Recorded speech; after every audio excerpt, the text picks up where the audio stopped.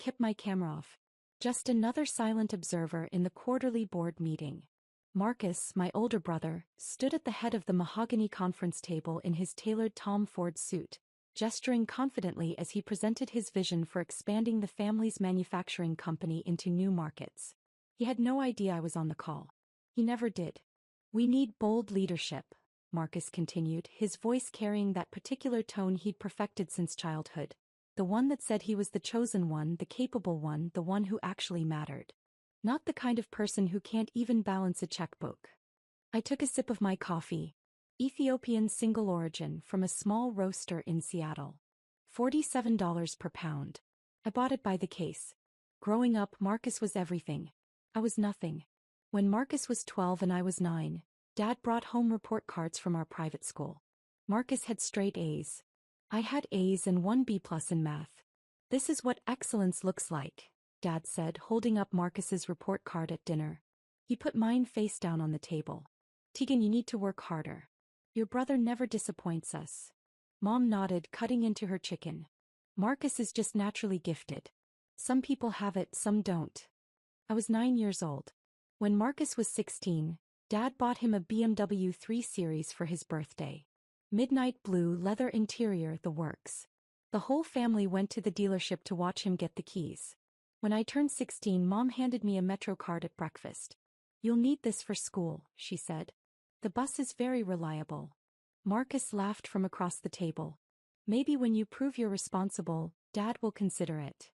I never got a car. When Marcus was 21, Dad invested $850,000 into his tech startup idea. Marcus had barely finished his business degree, but Dad called him a natural entrepreneur and the future of this family. When I was 21 and asked for $5,000 to invest in a certification program for supply chain management, Dad looked at me like I'd asked for a kidney. "Tegan, you need to be realistic about your capabilities," he said. "Not everyone is cut out for business. Maybe focus on finding a stable job with benefits." I worked 3 jobs that year. Paid for the certification myself. Finished top of my class. Nobody in my family came to the graduation. The worst part wasn't the money or the cars or the opportunities. It was the casual cruelty. The constant comparisons. The way they talked about me when I was right there in the room as if I couldn't hear them. At 23, Marcus's startup failed.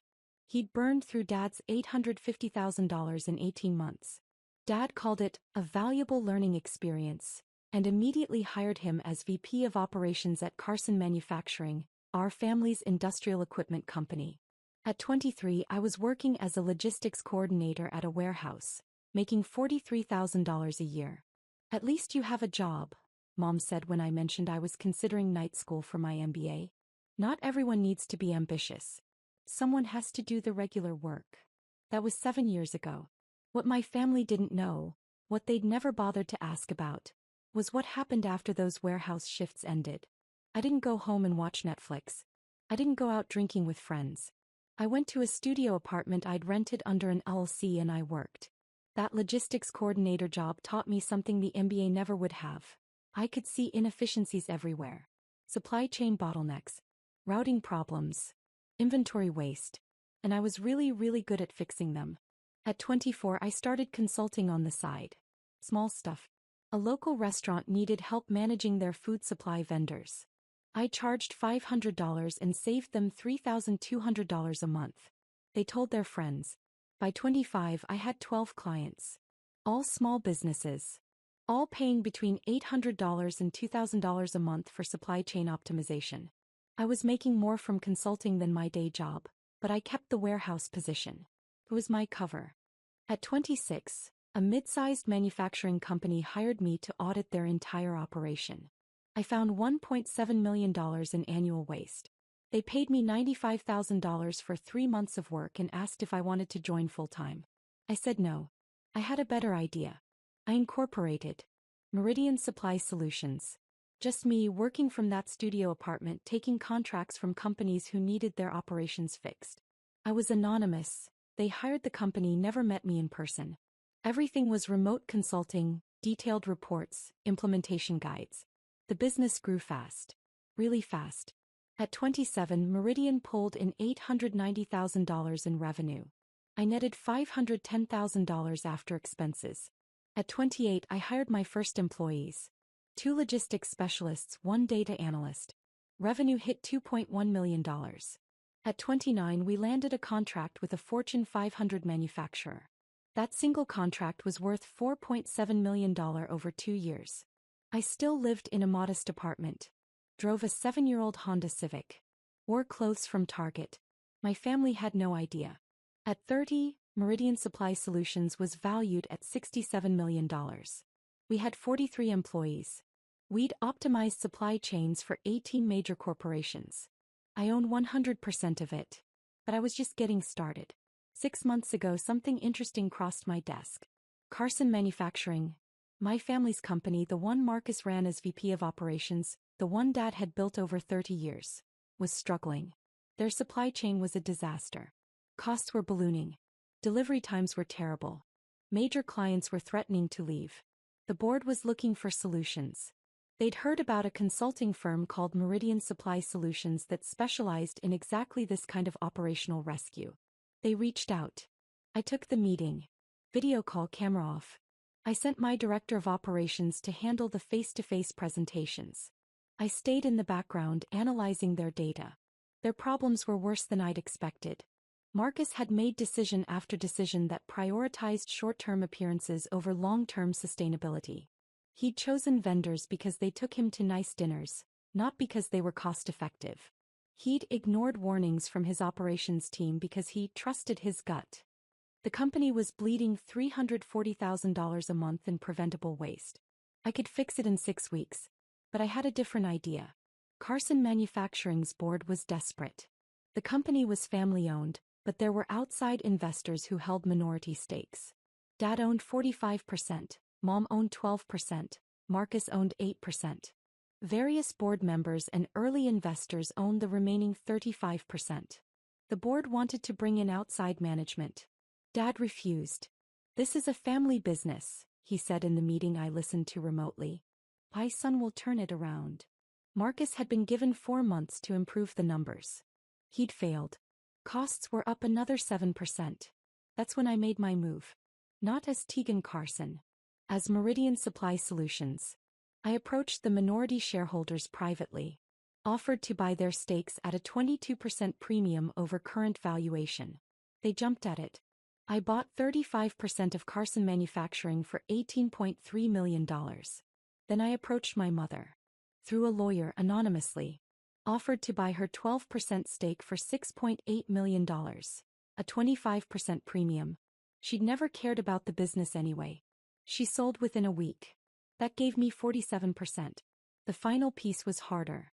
Dad owned 45%, Marcus owned 8%. Neither would sell to an anonymous buyer. But there was another option. Carson Manufacturing had a unique corporate structure. Voting shares versus non-voting shares. It was set up that way 20 years ago for tax reasons. Dad held all voting shares. Marcus had non-voting shares. The minority investors I'd bought from? Their shares were split. 60% voting, 40% non-voting. I did the math. With the shares I'd acquired, I owned 81% of the voting shares. I controlled the company. Nobody knew. The shares were held in a trust managed by a law firm in Delaware. My name appeared nowhere. I'd spent $25.1 million, but I'd done it carefully, quietly over 4 months. I waited for the perfect moment. The quarterly board meeting was scheduled for November 14th.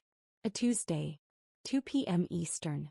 Marcus had prepared a presentation about his transformation plan for Carson Manufacturing. He'd been hyping it for weeks. In the family group chat, he'd sent photos of himself with consultants, with spreadsheets, with projection models.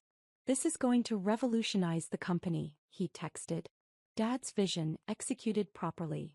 Mom had responded with heart emojis. Dad had responded, "Proud of you, son." I'd responded, "That's great." Nobody asked what I thought about the actual business strategy. Nobody asked what I did for work anymore. They'd stopped asking years ago. I think they assumed I still worked in a warehouse. At Thanksgiving the year before, Uncle Richard had asked me how my little job was going. "It's fine," I'd said. "Still doing the shipping thing?" he'd asked. Something like that. Marcus had laughed. Tegan's not really a career person, Uncle Richard.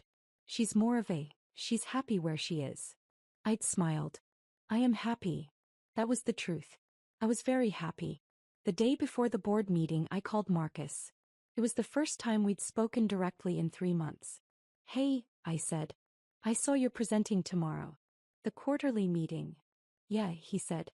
I could hear the pride in his voice. Big day. Going to show the board what real leadership looks like. I'm sure you'll do great. Thanks.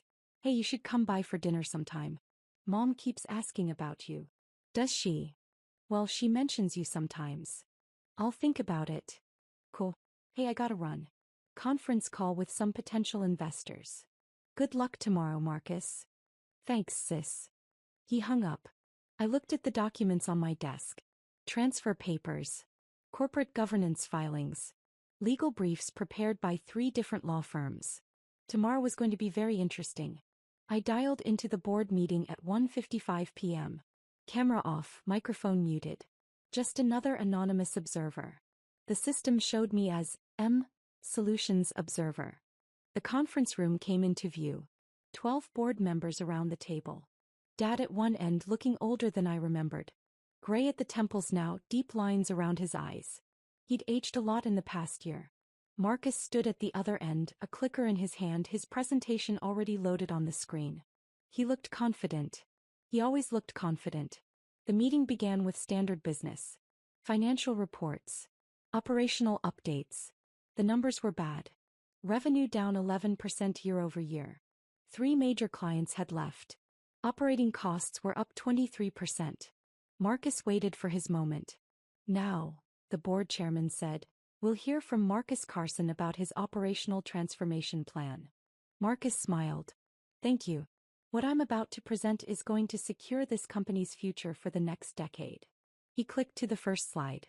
Bold letters, Carson Manufacturing, a new vision.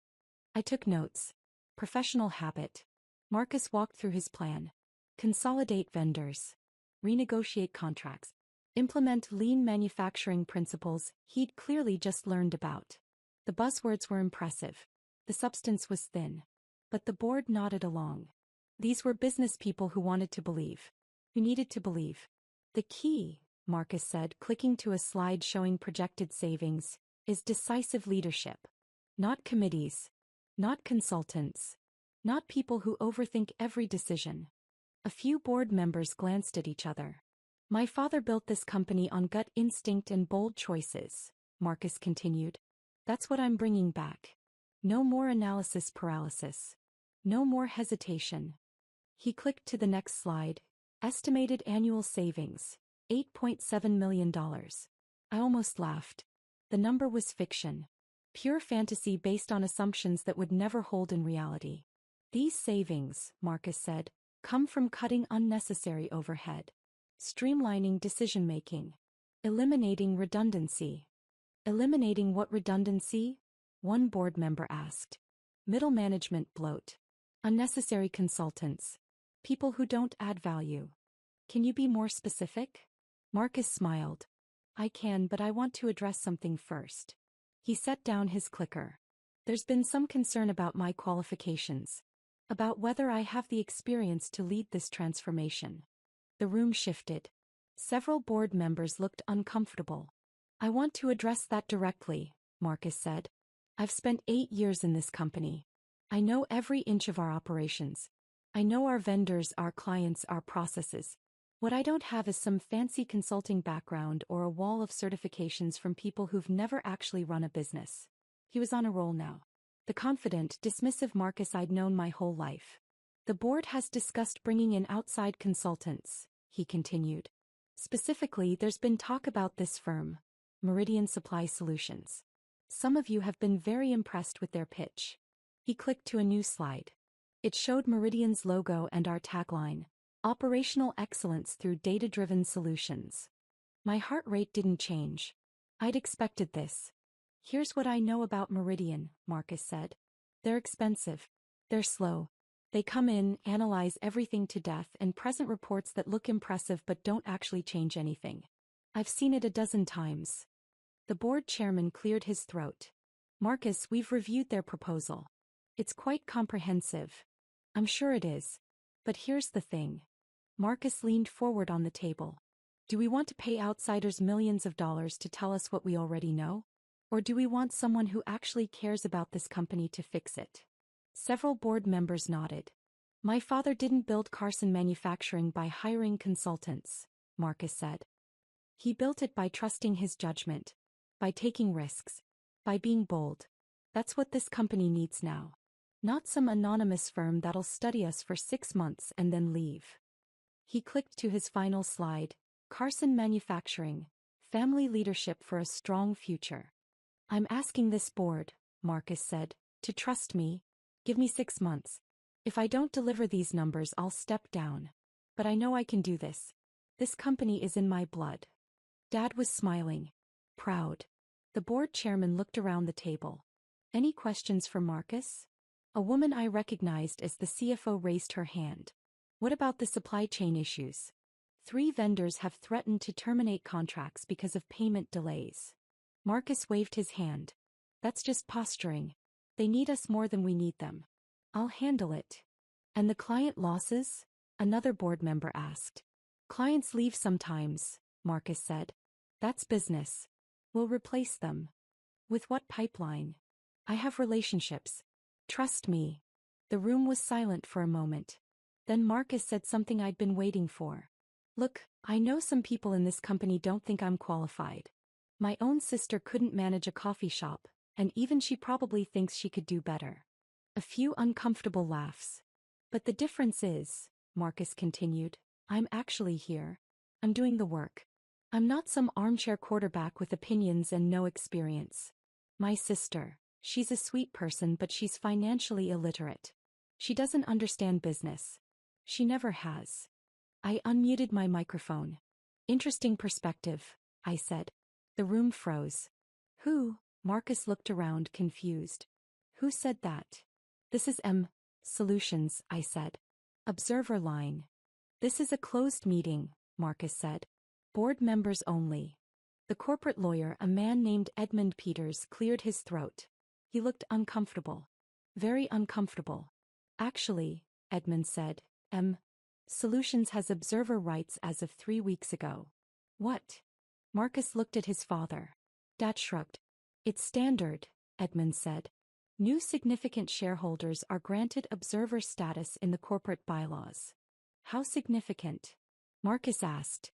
Edmund didn't answer. How significant? Marcus repeated. That's not. We don't typically disclose. I'd like to know who I'm dealing with, Marcus said. His confident tone was cracking slightly. I decided to help. My name is Tegan Carson, I said. And I own 81% of the voting shares of this company. The room went dead silent. Marcus's face went from confident to confused to pale in about 3 seconds. He started. That's not possible. Edmund, I said, please distribute the documentation. The lawyer opened his briefcase with shaking hands. He pulled out a stack of folders and began passing them around the table. What is this? Dad grabbed one, flipping it open.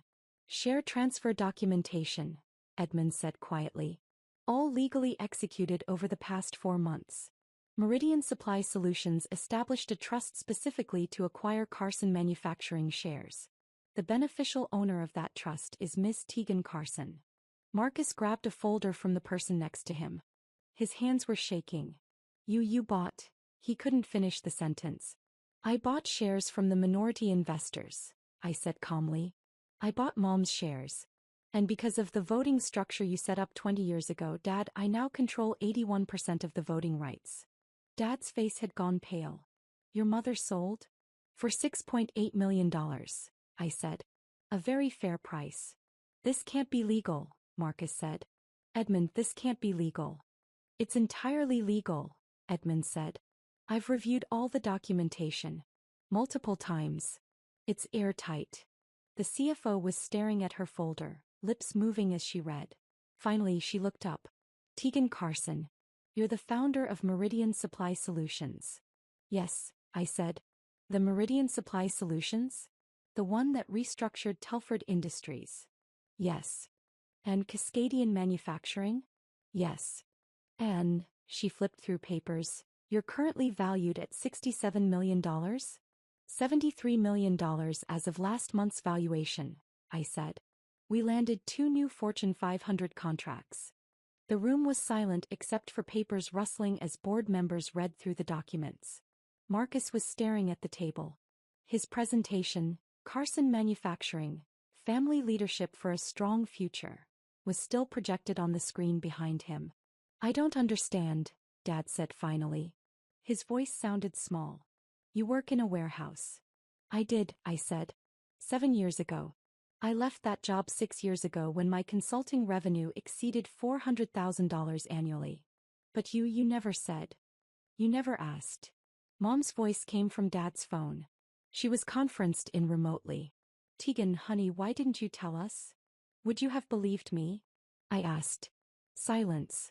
Marcus, I said, I reviewed your presentation. Would you like my professional analysis? He didn't respond. Didn't even look up. Your projected savings of $8.7 million are based on vendor consolidation that will actually increase costs by 12% based on current contract structures.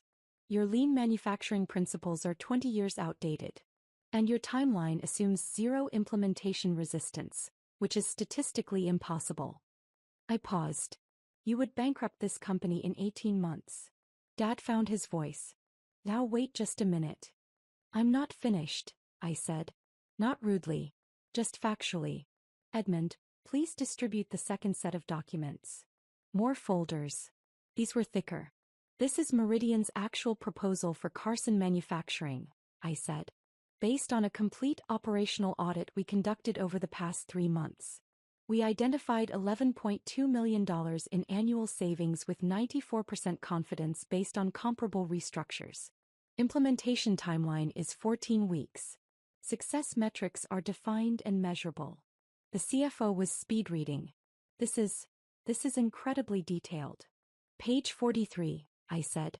That's where we address the vendor payment delays Marcus mentioned. The issue isn't posturing.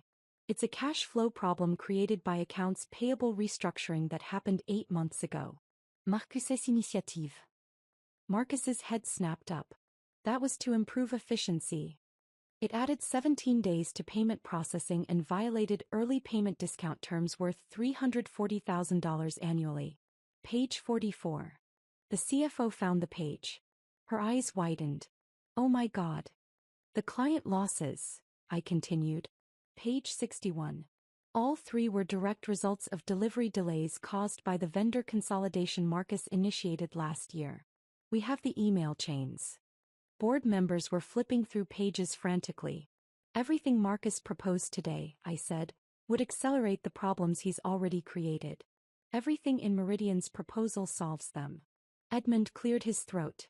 Ms. Carson, as majority shareholder, you have the right to call for a vote on company leadership at any time. I know, I said. I'm calling that vote now. Wait, Marcus said. Wait, just wait. Motion to remove Marcus Carson as VP of Operations, I said. Effective immediately. Second, the CFO said instantly. All in favor?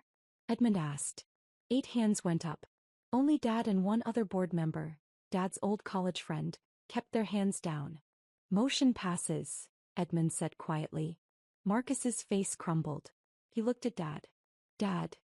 Motion to appoint Meridian Supply Solutions as operational consultants, I continued, with full implementation authority. Contract terms as outlined in the proposal.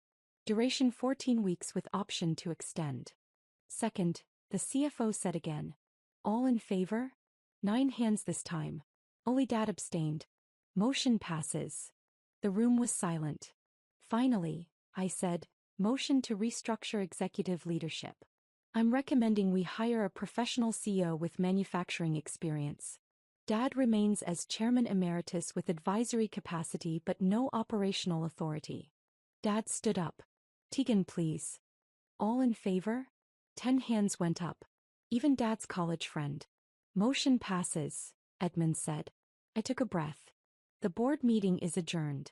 Meridian's transition team will arrive tomorrow morning at 8 a.m. Marcus, please prepare all operational documentation for transfer. Edmund will send you the details. I ended the call. My phone started ringing within 30 seconds. Dad. Then Marcus. Then Mom. Then Dad again. I didn't answer. Instead, I called my director of operations. The vote passed. All 3 motions. Send in the team tomorrow as planned. Congratulations, she said. You must feel amazing. Did I? I wasn't sure what I felt. I walked to my window. My apartment wasn't modest anymore. I'd moved 6 months ago. Penthouse in downtown Seattle. Floor-to-ceiling windows overlooking the Sound. I'd bought it with cash. My phone buzzed. A text from Marcus, please call me. Then another, I'm sorry. I never knew. Please. Then Dad, we need to talk. Family meeting. Tonight. Then Mom, honey, I'm so confused. Please explain this to us. I turned my phone face down. There was a knock at my door.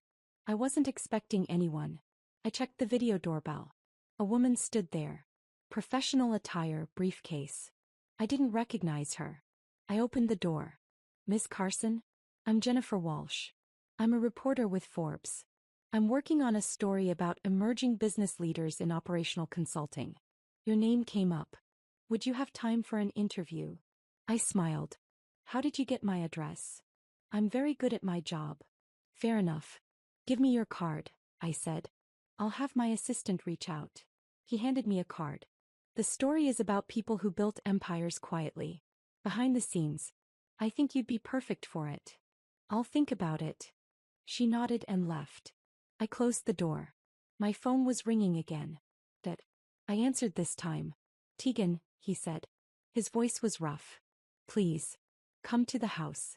Let's talk about this. What would you like to talk about? You should have told us. We could have helped. We could have helped. I couldn't keep the edge out of my voice. When exactly would you have helped?